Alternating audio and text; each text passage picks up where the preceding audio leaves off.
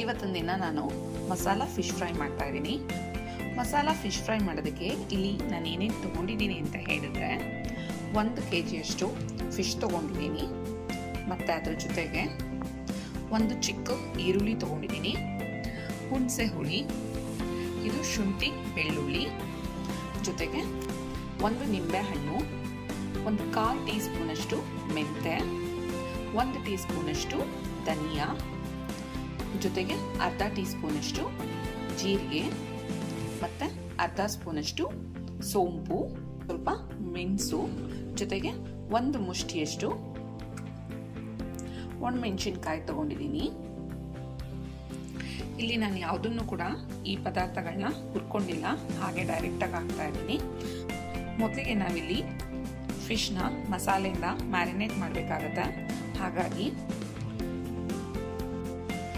ಅದಕ್ಕೋಸ್ಕರ ನಾನಿಲ್ಲಿ ಏನೇನು ಮಸಾಲ ಪದಾರ್ಥ ತೊಗೊಂಡಿದ್ದೀನಿ ಇದನ್ನೆಲ್ಲ ನಾನು ಫಸ್ಟು ಒಂದು ಮಿಕ್ಸಿ ಜಾರಲ್ಲಿ ಹಾಕ್ಕೊಂಡು ತುಂಬ ಸಣ್ಣದಾಗಿ ಇದನ್ನೆಲ್ಲ ಪೌಡ್ರ್ ಮಾಡ್ಕೊತಾ ಇದ್ದೀನಿ. ಮೊದಲಿಗೆ ನಾನಿಲ್ಲಿ ಒಣಮೆಣಸಿನ್ಕಾಯಿ ತೊಗೋತಾ ಇದ್ದೀನಿ, ಜೊತೆಗೆ ಈ ಧನಿಯಾ, ಜೀರಿಗೆ, ಸೋಂಪು, ಕಾಳು ಮೆಣಸು, ಜೊತೆಗೆ ಮೆಂತೆ ಇದೆಲ್ಲವನ್ನು ನಾನು ಪುಡಿ ಮಾಡ್ಕೊತಾ ಇದ್ದೀನಿ. ಈಗ ಇದೆಲ್ಲ ಪೌಡ್ರ್ ಆಗಿದೆ, ಹಾಗಾಗಿ ಮತ್ತೆ ಇದಕ್ಕೆ ನಾನು ಶುಂಠಿ ಮತ್ತು ಬೆಳ್ಳುಳ್ಳಿ ಜೊತೆಗೆ ಈರುಳ್ಳಿ ಇದೆಲ್ಲನೂ ಸೇರಿಸ್ಕೊಂಡು ತುಂಬ ಸಣ್ಣದಾಗಿ ರುಬ್ಕೋತಾ ಇದ್ದೀನಿ.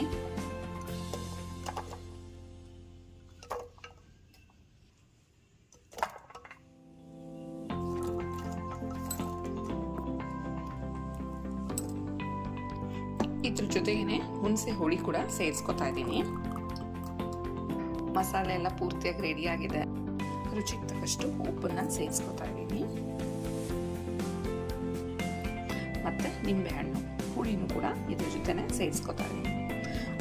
ಆದಷ್ಟು ಮೀನಿಗೆ ಯಾವಾಗಲೂ ಹುಳಿ ಮತ್ತು ಖಾರ ಎರಡೂ ಅಷ್ಟೇ ಸ್ವಲ್ಪ ಮುಂದೆ ಇರಬೇಕು.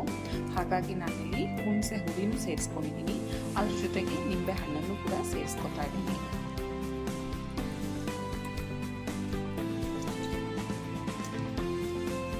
ಈಗ ಇದ್ರ ಜೊತೆಗೆ ರುಬ್ಕೊಂಡಿದ್ದಂಥ ಮಸಾಲೆನೂ ಕೂಡ ಸೇರಿಸ್ಕೊತಾ ಇದ್ದೀನಿ.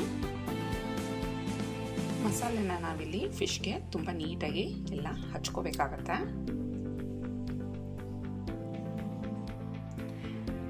ಇಲ್ಲೆಲ್ಲ ಪೂರ್ತಿಯಾಗಿ ನಾನು ಮಸಾಲಾನ ಮೀನಿಗೆ ಹಚ್ಚಿರೋದಾಗಿದೆ.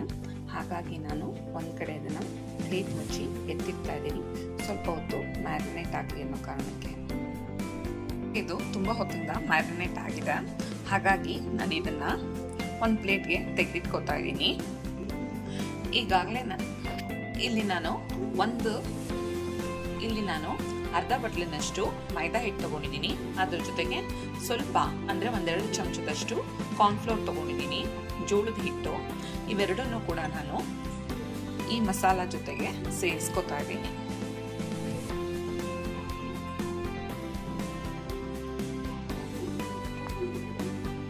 ಈ ಮಸಾಲ ಮತ್ತು ಈ ಹಿಟ್ಟು ಎರಡನ್ನೂ ಕೂಡ ತುಂಬ ನೀಟಾಗಿ ಕಲಿಸ್ಕೋಬೇಕಾಗತ್ತೆ. ಇದನ್ನು ನಾನು ಈ ರೀತಿಯಾಗಿ ಕಲಿಸ್ಕೊಂಡಿದ್ದೀನಿ. ಮತ್ತು ಒಂದೊಂದೇ ಫಿಶಸ್ನ ನಾನು ಇದರಲ್ಲಿ ಡಿಪ್ ಮಾಡಿ ಎಣ್ಣೆಯಲ್ಲಿ ಕರಿಯೋದಕ್ಕೆ ಹಾಕ್ತಾ ಇದ್ದೀನಿ.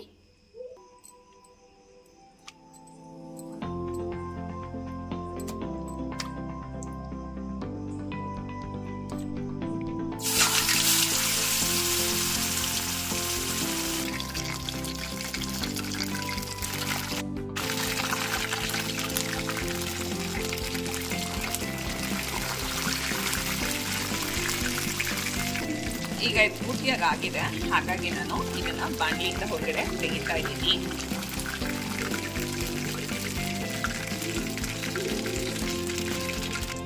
ಇದೇ ರೀತಿ ಎಲ್ಲ ಫಿಶಸ್ನು ಎಣ್ಣೆಯಲ್ಲಿ ಕರಿತಾ ಬರಬೇಕಾಗತ್ತೆ.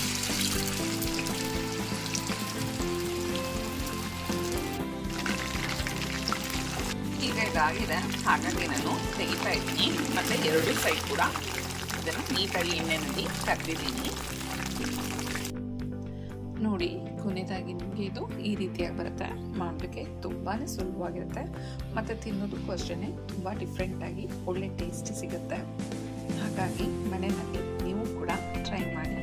ನಾನು ಇವತ್ತಿನ ದಿನ ಮಾಡಿರುವಂಥ ರೆಸಿಪಿ ನಿಮಗೆ ಇಷ್ಟ ಆಯಿತು ಅಂದರೆ ಮರೀದೆ ನನ್ನ ಚಾನಲ್ನ ಸಬ್ಸ್ಕ್ರೈಬ್ ಮಾಡಿ. Thank you.